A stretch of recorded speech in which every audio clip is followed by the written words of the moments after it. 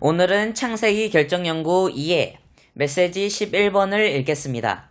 메시지 11번의 제목은 이삭을 바침과 죽은 사람들에게 생명을 주시는 분으로 하나님을 체험함입니다. 로마 숫자 1번. 하나님은 아브라함에게 그의 외아들 이삭을 데리고 그를 번제물로 바치라고 지시하심으로써 아브라함을 시험하셨다. A. 브엘세바에서의 생활은 하나님께 드려지는 번제물 이삭을 산출한다. 1번. 이삭의 생활의 근원은 그를 번제물로 곧 하나님의 만족을 위해 하나님께 드려지는 사람으로 만들었다. Small a. 번제물에 대한 히브리어 단어는 문자적으로 위로 올라가는 것을 뜻하며 하나님께로 올라가는 어떤 것을 의미한다. Small b. 번제물은 사람을 죄에서 구속하시는 그리스도의 예표라기보다는 주로 절대적으로 하나님과 하나님의 만족을 위하여 온전한 생활을 하신 그리스도의 예표이며 또한 하나님의 백성이 이러한 생활을 하도록 그들의 생명이 되시는 그리스도의 예표이다. Small c. 번제물은 하나님께서 누리시고 만족하시기 위한 하나님의 음식이다. 2번. 합당한 교회 생활은 번제물을 산출한다. Small a. 브엘세바에서 생활하고 성장하며 여호와 엘 올람의 이름을 부르는 것은 모두 번제물을 산출하기 위한 것이다. Small b. 우리가 교회 생활 안에 더 머물수록 이 교회 생활은 우리를 브엘세바에서 모리아로 더 많이 이끌 것이다. B. 아브라함과 같이 우리는 하나님께서 우리에게 주신 것을 하나님께 되돌려 드리는 공과를 배워야 한다. 1번. 이삭과 관련된 모든 것은 하나님에게서 나왔고 하나님으로 말미암은 것이었다. 따라서 하나님은 아브라함이 이삭을 번제물로 하나님께 되돌려 줄 것을 요구하셨다. 2번.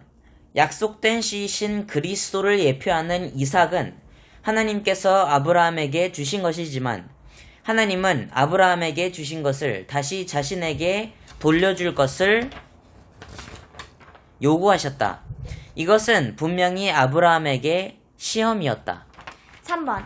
여기서 우리는 하나님의 경륜 안에 있는 기본 원칙을 본다. 이 원칙은 하나님께서 우리에게 주신 것은 무엇이든지 심지어 그것이 그분께서 우리 안으로 또 우리를 통하여 일에 넣으신 것일지라도 결국에는 반드시 그분께 돌려드려야 한다는 것이다. 이렇게 함으로써 우리는 그 어떤 것도 심지어 그것이 하나님께서 주신 것일지라도 붙잡지 않고 오직 하나님만을 의지하는 믿음의 생활을 하게 된다. 4번. 하나님께서 우리에게 하시는 가장 높은 요구는 하나님께서 우리에게 주신 것을 그분께 되돌려 달라는 것이다. 로마서 2번. 창세기 22장 1절부터 18절까지 해서 우리는 아브라함이 믿음으로 인해 순종한 것을 본다. A. 아브라함은 자신의 관념에 따라서 무언가를 시작하거나 그 무엇도 하지 않았다. B.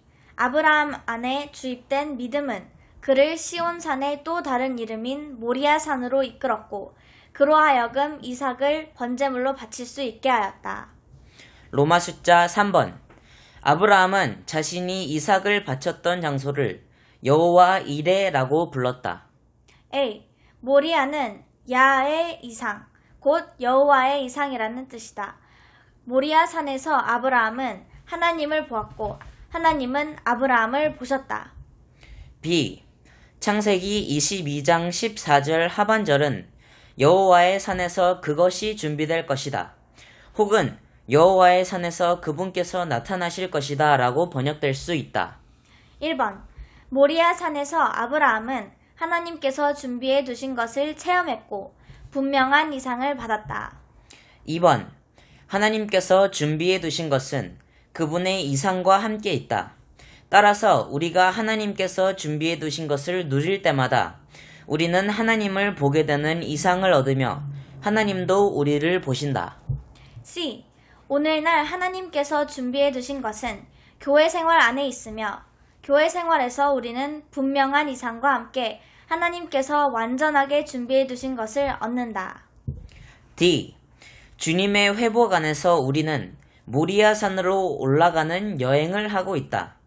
모리아산에서 우리는 우리의 이삭을 바칠 것이고 하나님께서 준비해 두신 것을 누릴 것이며 투명한 이상을 볼 것이다. 로마숫자 4번. 이삭은 드려진 후 하나님의 목적의 성취를 위해 부활 안에서 되돌아왔다. A. 이삭을 되돌려 받았을 때 아브라함은 죽은 사람들에게 생명을 주시는 분이신 하나님, 곧 부활의 하나님을 믿고 체험했다. B. 이삭이 부활 안에서 되돌아왔을 때 그는 더 이상 타고난 이삭이 아니라 부활한 이삭이었다. C. 이삭은 바쳐진 후에 부활 안에서 다시 아브라함에게 돌려보내졌고 결국 복이 되었다. D. 우리의 생활 안에 있는 모든 것은 반드시 죽음이라는 가장 큰 시험을 통과함으로 부활의 하나님께 길을 열어드려야 한다. E. 우리가 하나님에게서 받은 것을 하나님께 바친 후에 하나님은 그것을 부활 안에서 우리에게 돌려주실 것이다. 1번. 우리가 하나님에게서 받은 모든 은사, 영적인 축복, 일, 성공 등은 반드시 죽음을 통과해야 하며 결국 부활 안에서 우리에게 되돌아와야 한다. 2번. 우리가 하나님께 받은 것을 그분께 바치고 그것이 죽음을 통과한다면 하나님은 그것을 부활 안에서 우리에게 돌려보내 주실 것이고 그것은 하나님의 목적을 이루기 위한 복이 될 것이다. 3번. 하나님의 복은 언제나 부활 안에서 임한다. 우리가 우리의 이삭을 하나님께 바치고 그 이삭이 부활 안에서 우리에게 되돌아온다면 우리는 하나님의 복 아래 있을 것이다. 로마 숫자 5번. 아브라함이 이삭을 하나님께 되돌려 드림으로써 이삭은 새 예루살렘이 되도록 번성하게 되었다. A. 새 예루살렘은 아브라함의 씨, 곧 모래와 별들의 궁극적인 완결일 것이다. 1번. 새 예루살렘에서 12지파로 대표되는 사람들은 모래이고 12사도로 대표되는 사람들은 별들이다. 2번.